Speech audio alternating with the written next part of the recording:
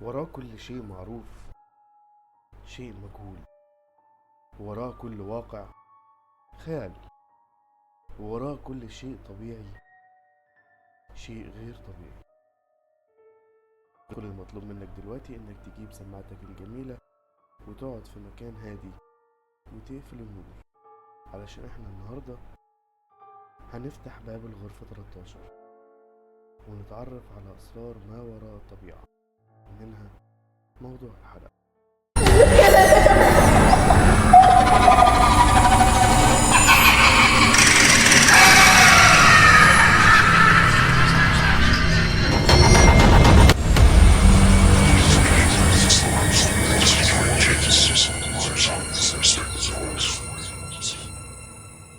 أنا اسمي رامي، عندي 18 سنة من اسكندرية، وكان حلم حياتي إني أدرس في جامعة القاهرة.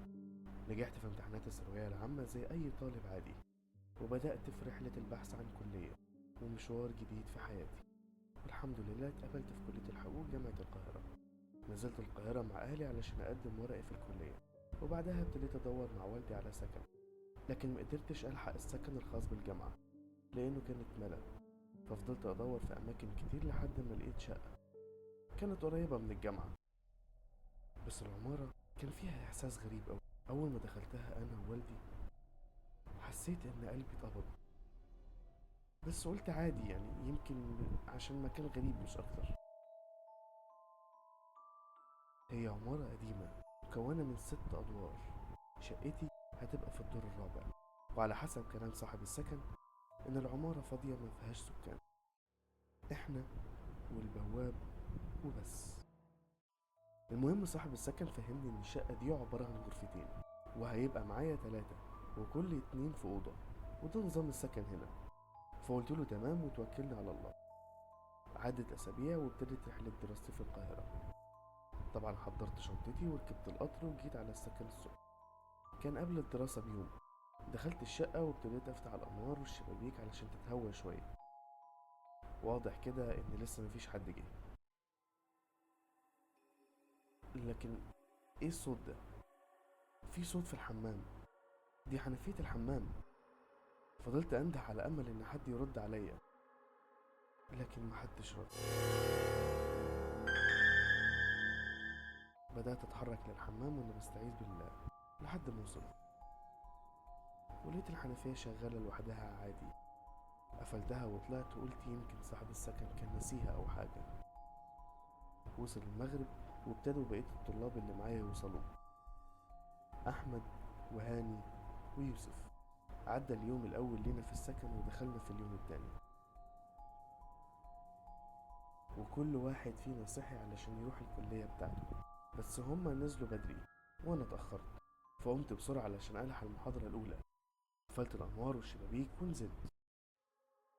وأنا ونازل جيت عند الدور الأول، لقيت قطة بيضة واقفة كده وبصالي، بس قلت عادي، يعني طالما مش سودا يبقى تمام.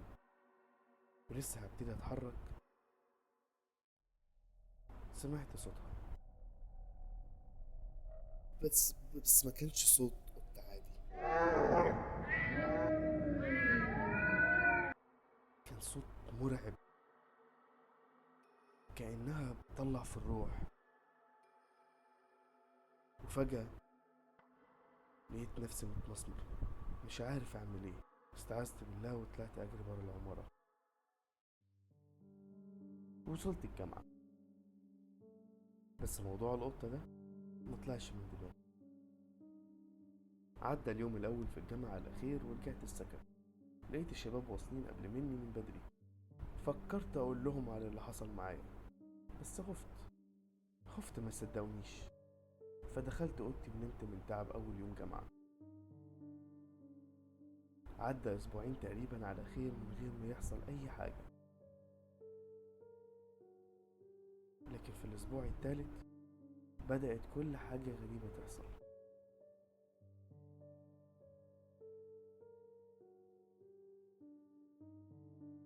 ومش معايا أنا بس، معانا إحنا الأربعة. وفي يوم قررنا نتعشى كلنا مع بعض. وعملنا قرعة مين فينا اللي هينزل يجيب العشاء. وطلعت أنا، وأنا ونازل ومقرب من الدور الأول اللي دايما بحس إن نفسي بيضيق عنده. قلت يلا أنجز كده بسرعة وأعدي الدور المشؤوم ده. بس أول ما وصلت لقيت حاجة غريبة. لقيت خيال طفل. أيوة، خيال طفل، ومفيش أي حد غيري. قربت شوية من الخيال عشان أشوف خيال مين ده، لكن بدأ خيالي أنا اللي يظهر مكانه. كأن مفيش أي حاجة كانت موجودة. بس فجأة حسيت إن في خطوات بسيطة جاية من ورايا، كأن حد ماشي بهدوء جدا.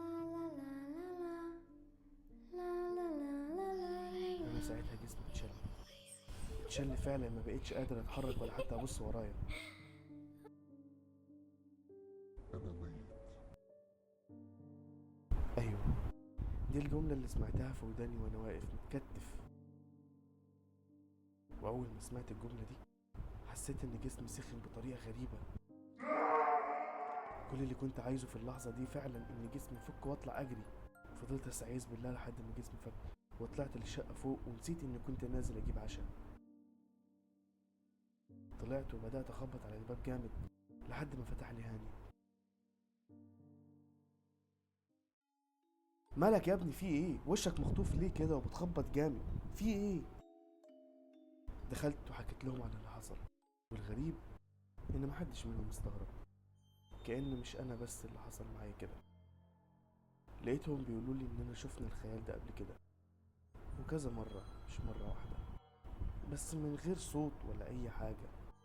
ومحدش فينا حكى للتاني علشان مكانش حد هيصدق. عدى اليوم وكل واحد دخل اوضته في صمت. وفي يوم كنت راجع من الكلية وعند الدور الأول لقيت كلام بالدم، كان مكتوب أنا ميت. طلعت جريت على عم مصطفى البواب. عم مصطفى، في كلام مكتوب بالدم فوق. راح بصلي بصة غريبة كأني بحكي له حاجة عادية. قال لي مع الوقت هتتعود. قلت له هو ايه اللي هتعود ومع وقت ايه؟ في كلام بالدم فوق. لقيته سابني ودخل الشقة بتاعته وقفل الباب في وشي. طلعت تاني علشان اقول للشباب، بس اول ما طلعت ما لقيتش حاجة. كملت للسكن فوق، واول ما دخلت الشقة لقيت هاني بيقول لي بصوت عالي،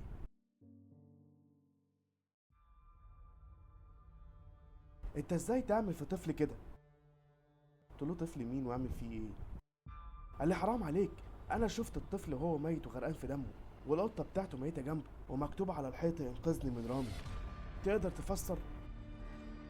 قلت له انت بتقول ايه؟ ازاي محدش غيرك شاف ده؟ ما انا لسه طالع وما شفتش حاجة. مرة واحدة لقيت هاني اتخشب مكانه وبيقول نفس الجملة، أنا ميت. أنا ميت. أنا ميت. بس ده مش صوت هاني. وفجأة فضل يصرخ جامد وبدون مقدمات. قام وطلع جري ورمى نفسه من البلكونة.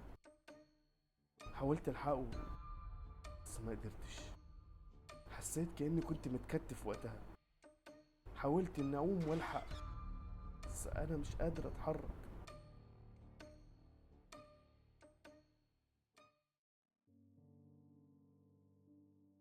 اكتب عندك يا ابني، أمرنا نحن وكيل النائب العام بحبس الطالب رامي 3 أيام على ذمة التحقيق والبحث عن الطالبان أحمد ويوسف لاستكمال التحقيق. أيوة، أنا اتحبست. الشرطة فاكرة إن أنا اللي رميته من البلكونة ورجعوني الحجز تاني. طب هو أحمد ويوسف فين؟ اختفوا كأنهم كانوا عارفين. عدت ساعات ولقيت نفسي في أوضة وكيل النيابة تاني، بس المرة دي باخد براتي وإنه فعلا رمى نفسه. لكن أنا ما كنتش لوحدي في الأوضة، أنا لقيت أحمد ويوسف قاعدين في الأوضة ومستنييني. وإحنا وطالعين لقيتهم بيقولوا لي ما تزعلش يا رامي، إحنا كنا موجودين وشايفين كل اللي بيحصل وصورنا كمان عشان يعني نشوف حل للي بيحصل ده. لكن متوقعناش أبدا إن هاني ممكن يرمي نفسه من البلكونة. لكن من حسن حظك إننا كنا بنصور، وإن ده كان دليل براءتك يا رامي.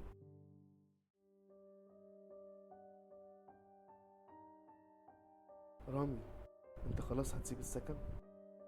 خلاص يا يوسف، مش هينفع، كفاية قوي اللي حصل لحد كده. وانا نازل على السلم لقيت الطفل واقف وفرحان، بس المرة دي ما كانش خيال، كان واقف قدامي كأنه بني آدم عادي. لقيته بيقول لي كل حاجة بانت خلاص. قلت له ازاي وانت مين؟ بتعمل ايه هنا؟ لقيته ماشي ناحيتي وجي وقف ورايا وجاب القطة البيضة بتاعته. قال لي عارف القطة دي كان لازم صاحبك يموت علشان تفضل معايا. قلت له ازاي يعني؟ قال لي انا وابويا كان بيعذبني هنا، كان بيضربني بالعصاية، وساعات كان بيربطني في السلم هنا. وفي يوم القطة دي كانت طالعة تاكل، ولما شافتني جت قعدت جنبي. كنت أول مرة أحس إن في أمان وحاجة بتحبني فعلا. لحد ما في يوم أبويا جه ومسك القطة وذبحها فوق مني وخلى دمها ينزل عليا، وبعدها جه وذبحني أنا كمان. فجأة لقيت نفسي ضغط مرة واحدة ومش قادر أتحرك وأغمى عليا، ولما فوقت ملقتش حاجة قصادي. نزلت جري على عم مصطفى البواب. فهمني كده في ايه؟ ومين الطفل ده؟ وابوه عمل فيه كده ليه؟ قال لي الكلام ده يا ابني من سنة 1976. كنت انا لسه جديد هنا مع والدي، عيل صغير بنخدم في العمارة هنا، وكانت العمارة دي ملك 2 اخوات، اللي اجرت منه الشقة واخوه اللي ذبح ابنه. متقلقش، هو اتعدم، هو كان مريض نفسي، وكان لما بيخلف اي ولد كان بيقتله وهو لسه رضيع من غير ما مراته ما تعرف، لحد ما جات له سفرية برا مصر كذا سنة. فالطفل ده كبر شوية، ولما رجع عمل فيه كل ده، وكان بيقفل باب العمارة ويهددنا لو حد فينا نطق هيموته. وطبعا اخوه كان عايش برا البلد، وكان فين وفين لما يجي. ففضل يعذب في الطفل لحد ما مات. ومن ساعتها ولحد دلوقتي اي حد بيسكن هنا في العمارة لازم يشوف الطفل ويرمي نفسه بعدها، زي ما امه رمت نفسها. ايوه، امه رمت نفسها لما شافته بيقتل ابنها. وبكده تكون حلقتنا خلصت. لو عجبتك الحلقة ما تنساش تعمل لايك وسبسكرايب وفعل زر الجرس علشان تشوف كل جديد. سلام.